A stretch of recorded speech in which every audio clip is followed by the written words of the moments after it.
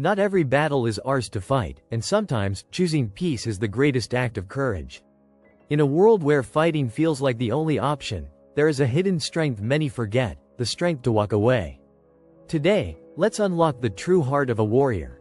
Let me tell you the story of Belle, the warrior who learned this truth beneath the whispering winds. In the heart of a land where vibrant mountains kissed the azure sky, there lived a great warrior named Belle. She had borne the weight of her clan's dreams on her shoulders, her sword dancing in battle, carving paths through foes with unyielding grace. Yet, for all her victories, there lingered a deep questioning in her heart, a question about the very nature of fighting itself. One fog-laden dawn, while preparing for yet another bout to reclaim lost territory from a neighboring clan, Belle's eyes caught a flicker of movement in the distance. It was an ancient tree, its gnarled roots entwined with stories of old, standing resolute against the winds of change. Drawn by an inexplicable force, she approached the tree, seeking solace beneath its vast branches. As she rested there, the whispers of the wind began to take shape. "Warrior, not every battle is yours," the breeze sang softly, wrapping around her like a warm embrace. Confused but captivated, Belle closed her eyes, allowing the words to churn within her spirit. For years, she had only sought to claim victory with her sword, believing it the ultimate destiny of a warrior. But here, cradled by nature, she felt an unfamiliar pull towards introspection. What did it mean to be a warrior if not to fight? A deep yearning blossomed in her heart, the desire to understand the nuances between battle and surrender. Days passed, and the impending fight loomed nearer, each moment cracking her resolve like the splintered bark of the tree she frequented. She sought counsel from elders and warriors alike, yet their words felt heavy, as if they tethered her further to the fate of conflict. Despite all the advice echoing in her mind, she sensed an internal discord, a silent voice that urged her to reconsider. One evening, as twilight softly draped the land, Belle met Mandela, an old sage known for his wisdom in the ways of the heart and spirit. As they settled by the flickering light of a fire, she spoke of her tumultuous thoughts. "Baba Mandela, I am torn.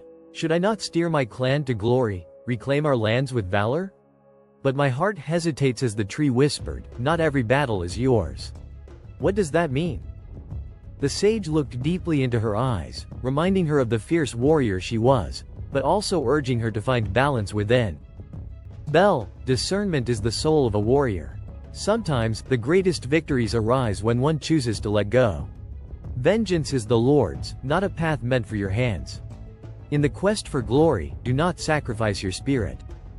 His words resonated like distant thunder, awakening something profound within her. Belle remembered the crumbling peace her clan had once cherished, the laughter shared beside the fire, and the warmth of community that had been eclipsed by endless battles. As the sun rose on the day of the anticipated conflict, a palpable tension hung in the air. Belle donned her armor, feeling the familiar pull towards battle. Yet, at that moment, she caught sight of the villagers below, fear etching their faces as they gathered their limited possessions. It struck her, in her pursuit of victory, the innocent bore the weight of her ambition. With a heart heavy yet resolute, Belle made a choice. She would seek a negotiation rather than war. Gathering a few brave souls, she approached the opposing clan's camp, her weapon hidden away, carrying with her an olive branch, a symbol of peace.